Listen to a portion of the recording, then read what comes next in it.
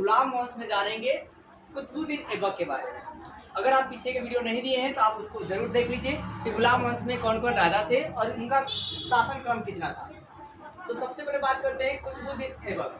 तो कुतुबुद्दीन ऐबक का जो शासन काल है वो है 1206 से लेकर 10 तक, मतलब ज्यादा नहीं भाई, 4 साल। ठीक है, अब है क्या कि सबसे पहले बात करते हैं कि कुतुबुद्दीन ऐबक जो है ना अपने आप को क्या क्या माना। ये दिल्ली का प्रथम मुस्लिम शासक या तुर्क शासक माना। आपसे पूछा जाएगा कि दिल्ली का प्रथम मुस्लिम शासक किसे माना जाता है, तो कुतुबुद्दीन ऐबक। या दिल्ली का प्रथम तुर्क शासन किसे मानते हैं, तो कुतुबुद्दीन ऐबक। 2 सवाल यहाँ से हाईलाइटेड, ये 2 सवाल है, इसके ऊपर लिखा है। अब देखिए बात करते हैं कि मोहम्मद गौरी के, ये कुतुबुद्दीन ऐबक कौन थे, मोहम्मद गौरी के गुलाम थे। और मोहम्मद गौरी जैसे मर जाते हैं, मतलब इनकी मृत्यु हो जाती है, तो उसके बाद कुतुबुद्दीन जो ऐबक है वो अपने आप को लाहौर का स्वतंत्र शासक जो है घोषित कर देते। और एक और बात आप याद रखेंगे कि मतलब इनका जो मृत्यु कहाँ होता है, तो लाहौर में। कहाँ होता है जी, लाहौर में। और इनका मकबरा भी कहाँ बनेगा, तो लाहौर में। ठीक है, और 3 कहानी याद रहेगी। तो है क्या कि मोहम्मद गौरी के गुलाम कौन थे, कुतुबुद्दीन ऐबक। मोहम्मद गौरी के मृत्यु के बाद ये अपने आप को क्या करते हैं, लाहौर का स्वतंत्र शासक घोषित करते हैं। अभी तक हमने 3 बात देखा। पहला बात ये देखा कि इन्होंने अपने आप को प्रथम क्या दिल्ली का प्रथम मुस्लिम शासक बताया और प्रथम तुर्क शासक बताया। 2 पॉइंट यहाँ से। तीसरा पॉइंट ये है कि ये किसके गुलाम थे, तो मोहम्मद गौरी के। फिर मोहम्मद गौरी की मृत्यु के बाद इन्होंने अपने आप को स्वतंत्र राजा किया। कहाँ का माना, लाहौर का। कहाँ का जी, लाहौर का। अब इसके बाद देखिए इन्होंने उत्तर भारत में ममलुक वंश की स्थापना की। आपसे पूछा जाएगा कि ममलुक वंश का स्थापना किसने किया था, कुतुबुद्दीन ऐबक ने। किस इलाके में किया था, तो उत्तर भारत के क्षेत्र में। किसमें जी, उत्तर भारत। अब बात करते हैं क्या इन्होंने युद्ध का सामना कैसे किया। जब शासक बने तो इसके बाद युद्ध का सामना कैसे किया, तो वैवाहिक नीति से। कैसे क्या जी, वैवाहिक, मतलब युद्ध हो रहा है तो विवाह कर दो, या अपना विवाह कर लो, या बहन का विवाह कर दो, या मतलब किसी का किसी का शादी कर दो, रिलेशन। देखिए सबसे पहले इन्होंने क्या किया, आपको पता है कि मोहम्मद गौरी के 3 गुलाम थे। कितने गुलाम थे, 3। एक यालदोज थे, एक कुतुबुद्दीन ऐबक थे, और क्या थे, कुबाजा था। ठीक है, तो अब देखिए तीनों गुलाम थे तो तीनों गद्दी के लिए आएंगे, तीनों लड़ेंगे। तो इसलिए उन्होंने क्या किया कि सबसे पहले यालदोज की पुत्री से शादी कर दिया। अब मान लीजिए कोई अपने दामाद को मारेगा, नहीं मारेगा, ठीक है, तो वहां पर यहाँ शादी से काम निपटा दिया। दूसरी बार बात आया, क्या होते हैं, इल्तुतमिश, ये आपका मतलब दूसरा कोई था, ठीक है, दूसरा राजा। इल्तुतमिश से क्या कर दिया, अपने पुत्री के क्या कर देती, विवाह, मतलब इनका जो बेटी हुई, ठीक है, शादी होने के बाद, तो उन्होंने अपने बेटी का शादी किससे किया, इल्तुतमिश से। और इल्तुतमिश कौन थे, ये भी तुर्की दास थे। कौन थे, तुर्की दास। फिर बात करते हैं इनके अपने बहन का विवाह किसे किया जी, कुबाजा से। किसे किया, कुबाजा से। किसे किया जी, कुबाजा से। तो सबसे फिर से शुरू से देखते हैं हम लोग कि सबसे दिल्ली का प्रथम तुर्क शासक कौन था, कुतुबुद्दीन ऐबक। और मुसलमान शासक भी कौन था, कुतुबुद्दीन ऐबक। मोहम्मद गौरी गुलाम कौन था, कुतुबुद्दीन ऐबक। फिर मोहम्मद गौरी की मृत्यु के बाद इन्होंने अपने आप को कहाँ का शासक बनाया, लाहौर का स्वतंत्र शासक घोषित कर दिया। फिर इस विवाह, इन्हें युद्ध जो है, युद्ध का निपटारा कैसे कर देते, वैवाहिक नीति से।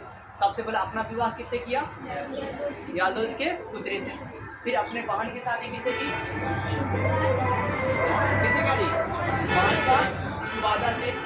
और फिर आपका है क्या, अपनी पुत्री का विवाह किसे किया, इल्तुतमिश से। और इल्तुतमिश कौन था, तुर्की दास था। याद रखिएगा कि पुत्री का शादी किसे दी, इल्तुतमिश से, और बहन का शादी कुबाजा से। अब देखिए दिल्ली पद को संभालने से पहले ये दिल्ली का गवर्नर थे। कौन थे, गवर्नर। गवर्नर समझते हैं ना, रुपया का जो मतलब चालू करवाता है, ठीक है, जो सिक्का होगा चलवाएगा वो। तो अब कहेगा दिल्ली का पद संभालने से पहले कौन थे, तो दिल्ली का गवर्नर थे। कौन थे, दिल्ली का गवर्नर थे।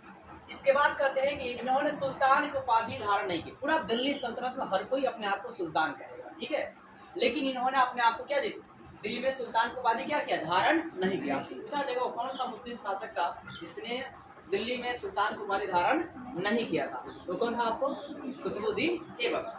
तो इन्होंने क्या उपाधि धारण किया, तो मलिक और क्या जी, सिपाह, क्या साहब, सिपाह हसलार, क्या जी, सिपाह हसलार की उपाधि इन्होंने धारण किया।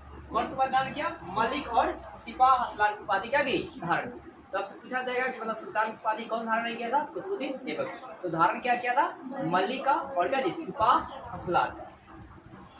अब देखिए ये लाखों दान दे देते, मतलब बहुत ही दयालु थे।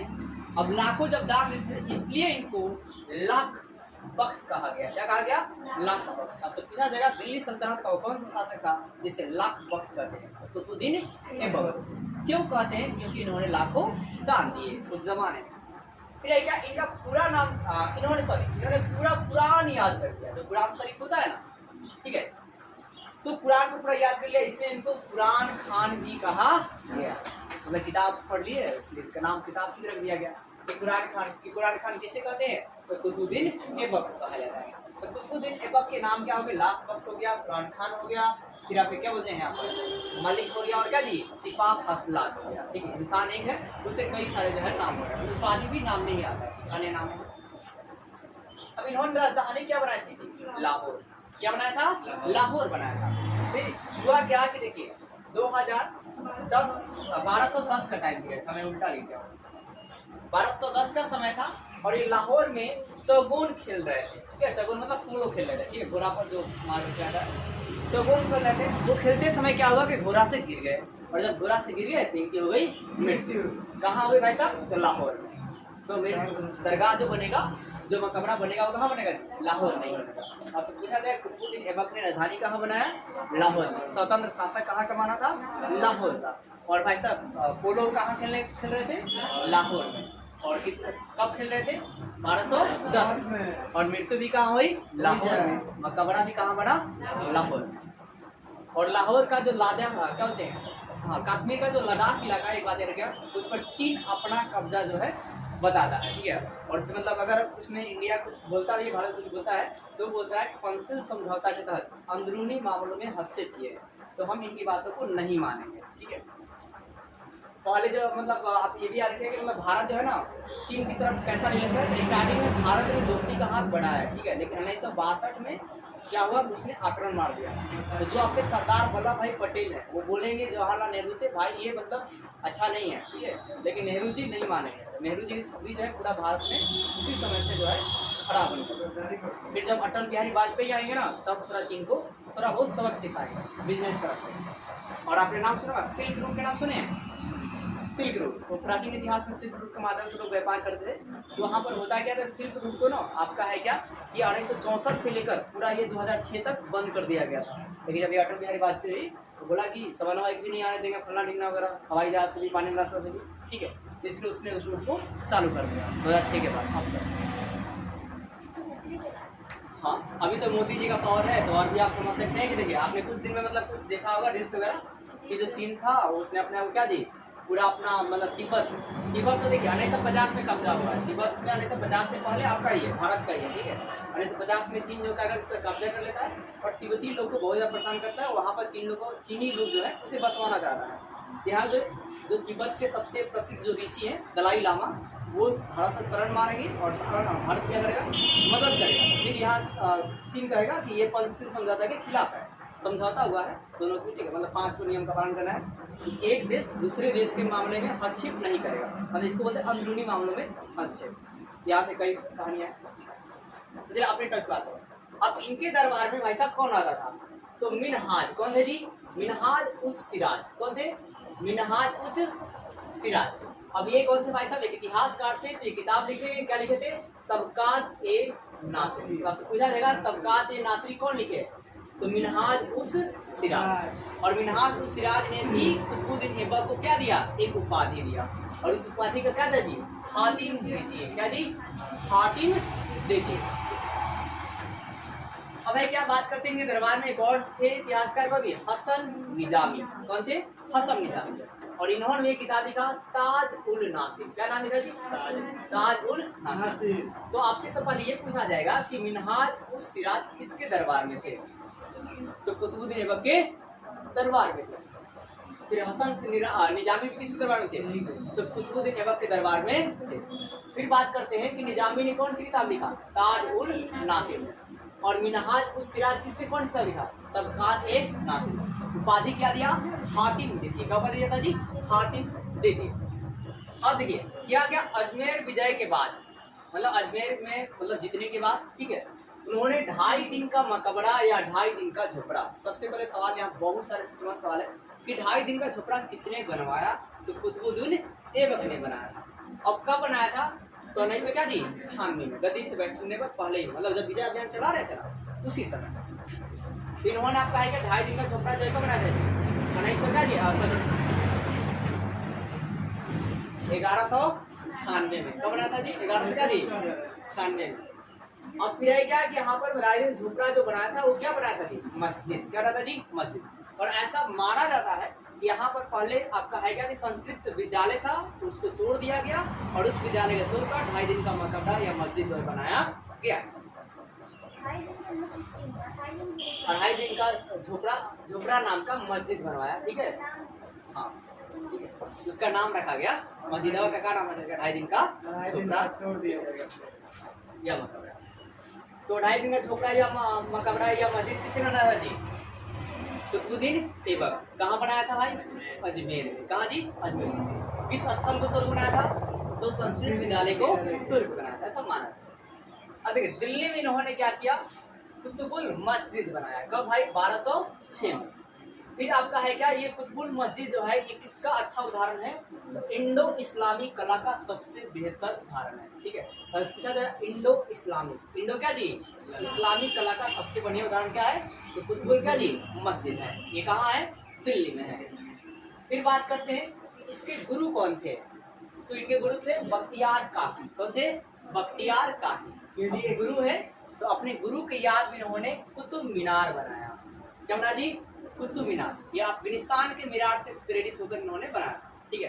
ये अफगानिस्तान में एक मीनार था, उसी से प्रेरित हुए और अपने गुरु के याद में, गुरु के मरने के बाद गुरु की याद में क्या किया, कुतुब मीनार बनाया। आपको कमेंट कर बनाता है कुतुब मीनार कहाँ है। तो देखिए अब ये बनाया, कुतुब मीनार जो बनाने का जो उद्देश्य था ना, ये 4 मंजिला बनाने का उद्देश्य था। कितना उद्देश्य था, 4 मंजिला, ठीक है। और है क्या, लेकिन इन्होंने काम जो स्टार्ट किया ये कितना बना पाए, 2 मंजिला तक बना पाए। कितना बना दीजिए, 2 मंजिला। फिर इसके ऊपर जो 3 मंजिला है वो कौन बनाया, कौन बना जी, फिर इस पर क्या हुआ कि बिजली गिर गया। इस पर क्या जी, बिजली गिर गया। अब जब बिजली गिर गया तो ये किसके समय गिरा था, तो मोहम्मद बिन तुगलक के समय, MBT के समय। ये भी एक डेंजर आदमी होगा, ठीक है, मोहम्मद बिन तुगलक, जिसमें आप रजिया सुल्तान का भी उनका देंगे। और आपने गाना सुना, रजिया के लुट गई गुंडों से।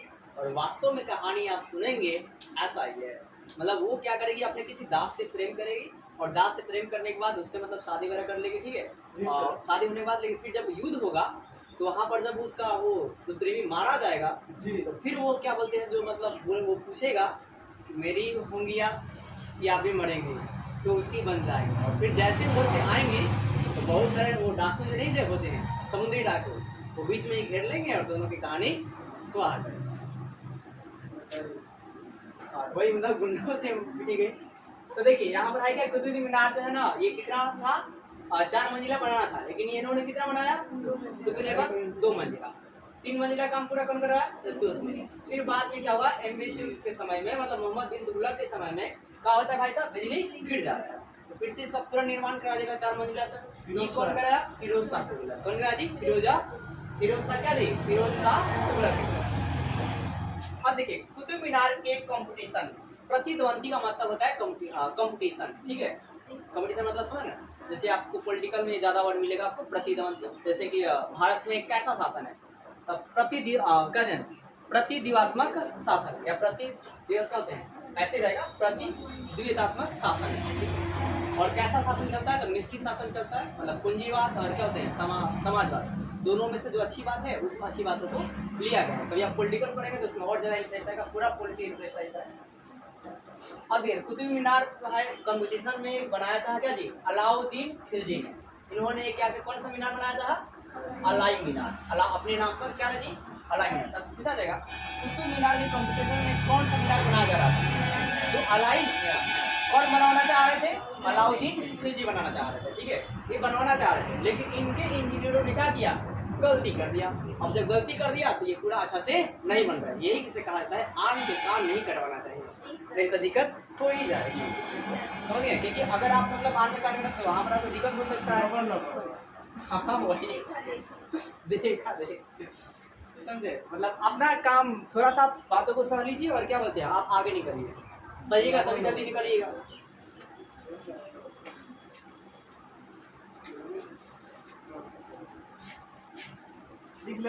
हाँ बस।